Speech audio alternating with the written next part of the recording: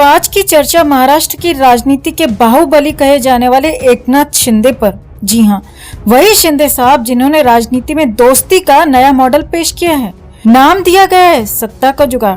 तो कहानी कुछ यूं है कि उद्धव ठाकरे का शिवसेना रूपी जहाज, जो कभी पूरे महाराष्ट्र में दहाड़ता था, अब सागर में गोते लगा रहा है। और ठीक उसी समय हमारे शिंदे साहब इस जहाज से छलांग लगाकर बीजेपी के साथ पावर बोट में सवार हो गए। वजह सीधी सी है, मुख्यमंत्री की कुर्सी। आखिर राजनीति में कुर्सी वो चीज है जो दोस्ती और दुश्मनी दोनों का कारण बन जाती है। अब जब शिंदे साहब मुख्यमंत्री बने तो महाराष्ट्र की जनता को लगा कि ये बदलाव विकास के नाम पर हुआ है, लेकिन हकीकत यह है कि ये राजनीति नहीं बल्कि एक पॉलिटिकल ड्रामा था, जहां किरदार तो अलग अलग थे लेकिन स्क्रिप्ट एक ही थी। सत्ता चाहिए चाहे जैसे भी आए। और बीजेपी, अरे भाई, उन्होंने तो पहले ही तय कर लिया था कि इस बार सीएम की कुर्सी फडणवीस जी को नहीं बल्कि शिंदे जी को दे दी जाएगी। कारण बीजेपी की दूरदर्शिता या कहें चालाकी। ये चालाकी ऐसी थी कि शिंदे जी को लगा भाई हम तो सत्ता के हीरो बन गए, लेकिन अंदर की बात यह है कि वो असल में इस राजनीति के प्यादे हैं, राजा नहीं। अब सोचिए, एकनाथ शिंदे की ये राजनीति किसी बॉलीवुड फिल्म से कम नहीं है। शुरुआत में संघर्ष, फिर दोस्ती, फिर कुर्सी, और अब तो जनता बस ये देख रही है कि अगला ट्विस्ट कब आएगा, क्योंकि ट्विस्ट तो आएगा ही। ये राजनीति है, यहाँ हर दिन एक नया एपिसोड होता है। और उद्धव ठाकरे, उन्हें समझना होगा कि राजनीति वो खेल है जहाँ दिल से नहीं दिमाग से खेला जाता है। और शिंदे साहब ने यही किया। शिवसेना का दिल निकालकर बीजेपी के दिमाग से मिलकर एक नया शिविर खड़ा कर दिया। अब इसे आप राजनीति कहें या धोखा, फैसला आपके हाथ में है। सत्ता का खेल बड़ा अजीब है दोस्तों। यहाँ दोस्त भी दुश्मन बनते हैं और दुश्मन भी दोस्त। कुर्सी का मोह ही ऐसा है जो किसी भी रिश्ते को झूठा साबित कर देता है। तो ये थी हमारी आज की खास पेशकश, एकनाथ शिंदे का सत्ता प्रेम और बीजेपी का पॉलिटिकल गणित। अब देखना यह है कि महाराष्ट्र की जनता इस खेल को कितनी देर तक झेलती है। तब तक के लिए जुड़े रहें हमारे साथ और वीडियो को ज्यादा से ज्यादा लाइक और शेयर कर अपना प्यार और सपोर्ट जरूर दिखाएं। तो आइए आज इस राजनीतिक महासागर में गोता लगाते हैं और जानते हैं कि इस बार क्या ड्रामा हुआ। तो दिल्ली में हुई एक बड़ी बैठक। अमित शाह, जेपी नड्डा, देवेंद्र फडणवीस, अजीत पवार और हमारे सुपरस्टार विलन एकनाथ शिंदे सब मिले, लेकिन नतीजा जीरो। और उसके बाद एकनाथ शिंदे क्या करते हैं, सीधे सतारा अपने गांव भाग जाते हैं। अब ये कौन सा नया राजनीतिक योगासन है भाई। दिल्ली से मुंबई और फिर सतारा, शिंदे साहब का ये नया पॉलिटिकल रोड ट्रिप समझ में नहीं आता। लेकिन सुनने में आया कि शिंदे साहब इस बार 3 धमाकेदार शर्तें लेकर आए हैं और ये शर्तें बीजेपी के लिए ऐसी हैं कि न निगलते बन रही हैं न उगलते। चलिए इन तीनों शर्तों पर नजर डालते हैं। शर्त नंबर 1, मुख्यमंत्री की कुर्सी चाहिए, वरना शिंदे जी ने अमित शाह से कहा, देखिए शाह जी, लोगों ने हमें वोट इसीलिए दिया क्योंकि मैंने लाडली बहन योजना चलाई, आरक्षण दिलाया और जनता का प्यार कमाया। अब अगर मुख्यमंत्री की कुर्सी मुझे नहीं मिली तो जनता नाराज हो जाएगी। मतलब जनता का बहाना लगाकर कुर्सी की जिद।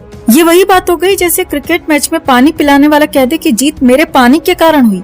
अब बीजेपी के पास 2 ऑप्शन है, या तो कुर्सी दे दो या फिर शिंदे साहब के गुस्से का सामना करो। शर्त नंबर 2, गृह और राजस्व दोनों विभाग चाहिए। अगर कुर्सी नहीं मिली तो गृह और राजस्व विभाग चाहिए। और हाँ, उप मुख्यमंत्री भी शिंदे ही तय करेंगे। मतलब टीम इंडिया के कोच भी बनो, कप्तान भी बनो और फैसला भी खुद ही लो कि कौन खेलेगा। बीजेपी के लिए ये स्थिति वैसी है जैसे कड़वी दवा, पीने में भी तकलीफ और छोड़ने में भी नुकसान। शर्त नंबर 3, नहीं मानी तो सरकार छोड़ देंगे। अब तीसरी शर्त तो धमकी जैसी है। शिंदे जी ने साफ कहा है कि अगर ये दोनों डिमांड पूरी नहीं हुई तो उनकी पार्टी सरकार से बाहर हो जाएगी। मतलब शिंदे जी राजनीति नहीं WWE की रेसलिंग कर रहे हैं। कुर्सी नहीं मिली तो टॉप रोप से छलांग लगा देंगे। और मजे की बात यह है कि जैसे ही शिंदे जी ये शर्तें रखकर मुंबई लौटे, अचानक से सतारा भाग गए। अब सवाल उठता है, सतारा जाकर क्या करेंगे, खेतों में हल चलाएंगे या सरकार की नई स्क्रिप्ट लिखेंगे। बीजेपी के लिए ये पूरा मामला वैसा ही हो गया है जैसे शादी में दूल्हा तय नहीं हो रहा, बारात आई हुई है, बैंड बाजा बज रहा है, लेकिन मंडप खाली है और ऊपर से शिंदे साहब की धमाकेदार शर्तें। बीच बीच में अजीत पवार का भी बयान आया। उन्होंने कहा, हम तो हैं ही बैलेंस बनाने के लिए, मतलब खुद का फायदा उठाओ और बाकी की राजनीति को ताश के पत्तों की तरह गिरने दो। और फडणवीस साहब वो भी इसी सोच में डूबे हुए हैं कि भाई सीएम बनने के लिए और क्या चाहिए? मैंने पार्टी के लिए इतना काम किया, फिर भी मेरी कुर्सी खतरे में है। तो कुल मिलाकर कहानी यह है कि महाराष्ट्र में सीएम की कुर्सी का सस्पेंस अगले एपिसोड तक जारी रहेगा। शिंदे साहब फिलहाल सतारा में हैं, बीजेपी विचार कर रही है और जनता बस तमाशा देख रही है। आगे क्या होगा? क्या शिंदे जी की शर्तें मानी जाएंगी? क्या बीजेपी नई चाल चलेगी या फिर महाराष्ट्र में एक और नया राजनीतिक ड्रामा होगा? इन सवालों के जवाब जानने के लिए हमारे चैनल को लाइक, शेयर और सब्सक्राइब जरूर करें। तो आइए आज इस राजनीतिक महासागर में गोता लगाते हैं और जानते हैं कि इस बार क्या ड्रामा हुआ।